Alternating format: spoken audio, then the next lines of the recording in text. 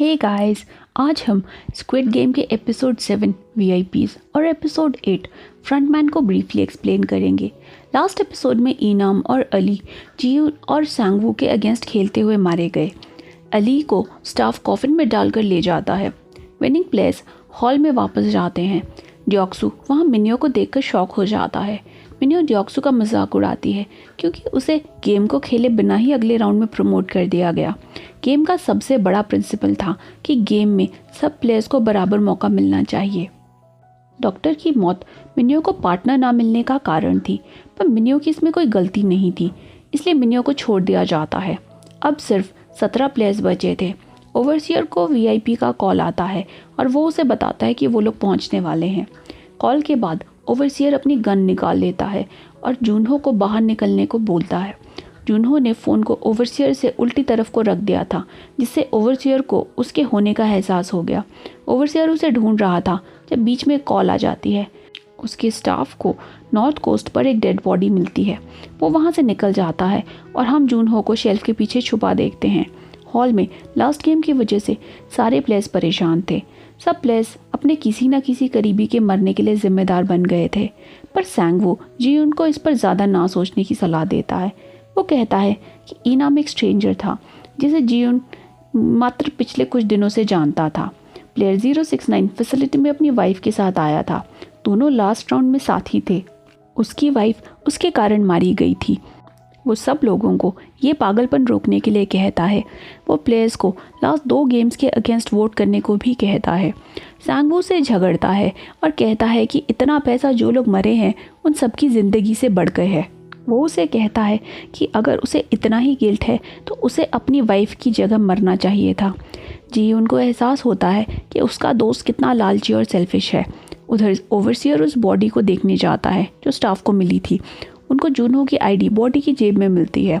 जब overseer ID देखता है तो वो थोड़ा परेशान हो जाता है। उसी वक्त उसे कॉल आता है कि वीआईपीज पहुंच गए हैं। ओवरसियर अपने बॉस के पास जाता है जो गेम का ऑर्गेनाइज़र था। बॉस अपना गोल्डन मास्क निकालता है और ओवरसियर को वीआईपीज को वेलकम करने को कहता है क्योंकि वो खुद ये काम नहीं करना चाहता था। वीआईपीज चॉपर से आइलैंड पर लैंड करते हैं। वीआईपीज कुछ बहुत अमीर लोग थे जो प्लेयर्स की लाइफ पर बेट करते थे, जैसे घोड़ों की रेस में घोड़ों पर बेट किया जाता है। ओवरसियर उनको रिसीव करके अपने बॉस के बदले उनसे माफ़ी मांगता है और उनके लाउंज में उनको ले जाता है। उधर हॉल में कोई सो नहीं पा रहा था क्योंकि सबको मरने का डर सता रहा था। प्लेयर 069 बहुत ज़्यादा गिल्ट से भरा हुआ था। उसको सांगवू की बातें रह रहकर याद आ रही थी। वो बेडशीट गले में डालकर खुद को फांसी लगा लेता है। एक वीआईपी इसे देखकर नाराज़ हो जाता है क्योंकि उसने इस आदमी पर लगभग 7 करोड़ रुपए लगाए थे। बाकी लोग हंसने लगते हैं क्योंकि ये सब पैसे के लिए नहीं हो रहा था। वो ये गेम्स सिर्फ एंटरटेनमेंट के लिए खेल रहे थे और पैसे की उनको कोई कदर नहीं थी। जूनहो एक वेटर को किडनैप कर लेता है जिसे वीआईपीज को ड्रिंक सर्व करने की ड्यूटी दी गई थी। वो वेटर को मारकर उसके कपड़े पहन लेता है। वो अपना फ़ोन अपनी स्लीव्स में डालकर छुपा लेता है ताकि ज़रूरी चीज़ों को रिकॉर्ड कर सके। हॉल में प्लेयर्स अलार्म की आवाज़ से उठते हैं। स्टाफ एक कॉफिन लेके आता है। फिर वो प्लेयर 069 की डेड बॉडी को देखते हैं। जब तक वो कुछ समझ पाते कि क्या हुआ, उनको अगली गेम के लिए बुला लिया जाता है। वीआईपीज अपने लाउंज में बैठकर ये डिसाइड कर रहे थे कि किस किस पर बेट करना है। जूनहो लाउंज में एंटर करता है और एक वीआईपी की बुरी नज़र उस पर पड़ती है। वो जूनहो को अपने आसपास रहने को बोलता है। प्लेयर्स फिर से वाइट रूम में पहुंचते हैं। इस बार रूम में 16 पुतले एक एक नंबर पहने खड़े थे। सबको एक एक नंबर चूज़ करने को कहा जाता है। सब लोग बीच के नंबर्स को चूज़ करते हैं क्योंकि फर्स्ट या लास्ट में रहना रिस्की होता है। जीहुन के लिए फर्स्ट और 16th नंबर बचता है। एक प्लेयर उससे फर्स्ट वाला नंबर मांगता है तो वो उसे नंबर दे देता है और खुद 16वां नंबर ले लेता है। वो नेक्स्ट गेम की साइड पर पहुंचते हैं। वहाँ एक ब्रिज था जिस पर ग्लास के पैनल्स लगे हुए थे जिससे उन सबको क्रॉस करना था, पर इसमें कुछ ग्लास टैम्पर्ड था। जब प्लेयर्स टैम्पर्ड ग्लास पर स्टेप करते तो ग्लास टूट जाता और प्लेयर्स ब्रिज से नीचे गिरकर मर जाते। फर्स्ट नंबर वाले को पहले जाना था, इसलिए उसके जीतने के चांस काफ़ी कम थे। फर्स्ट प्लेयर दूसरी ही जंप में नीचे गिर जाता है। सेकंड प्लेयर भी कुछ देर में नीचे गिर जाता है। प्रीस्ट की बारी आती है तो वो आगे बढ़ने के बजाय प्रे करने लगता है। 7th प्लेयर गुस्से में उसे ब्रिज से नीचे धक्का देने की कोशिश करता है, पर उसका पैर फिसल जाता है और वो खुद ही नीचे गिर जाता है।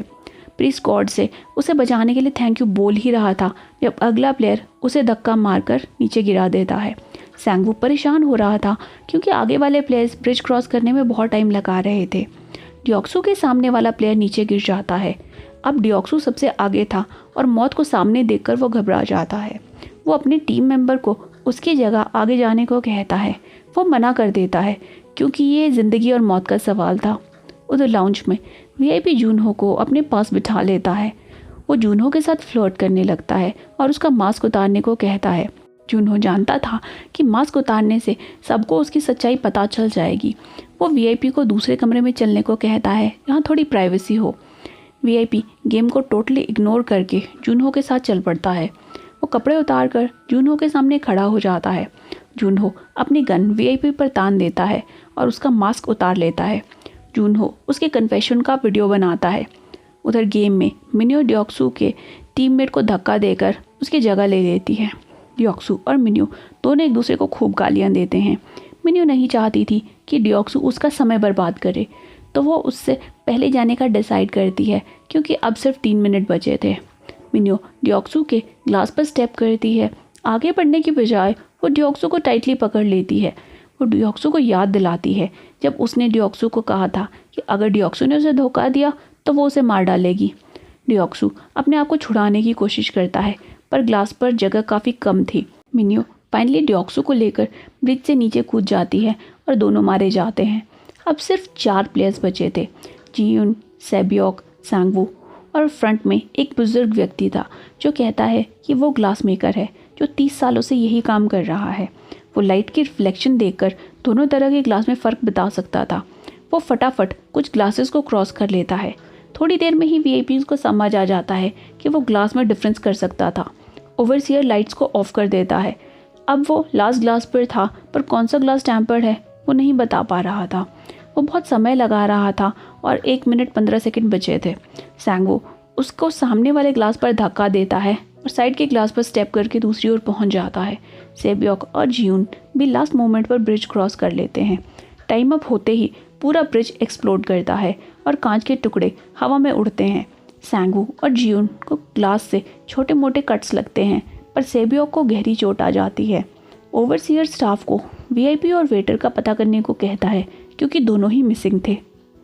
उनके साथ एक ऑक्सीजन टैंक भी मिसिंग था। ओवरसीयर कुछ स्टाफ मेंबर्स को लेकर जूनहो की तलाश में बोट पर निकलता है।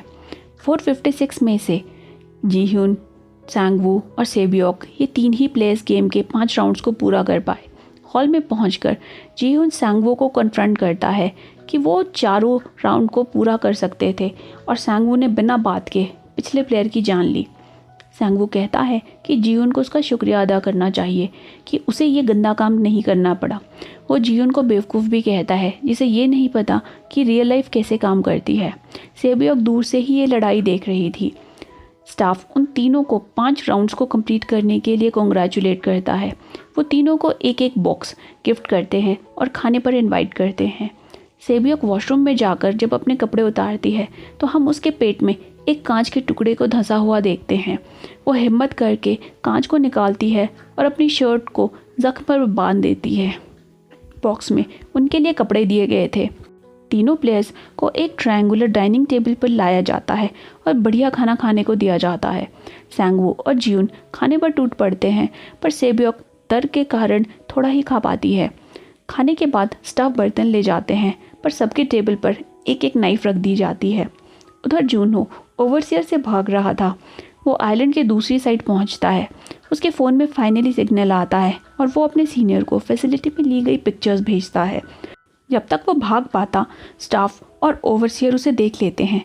अब वो स्टाफ और एक क्लिफ के बीच खड़ा था। भागने का कोई रास्ता नहीं था। ओवरसीयर उसे गन फेंकने को कहता है, पर जूनहो ऐसा नहीं करता।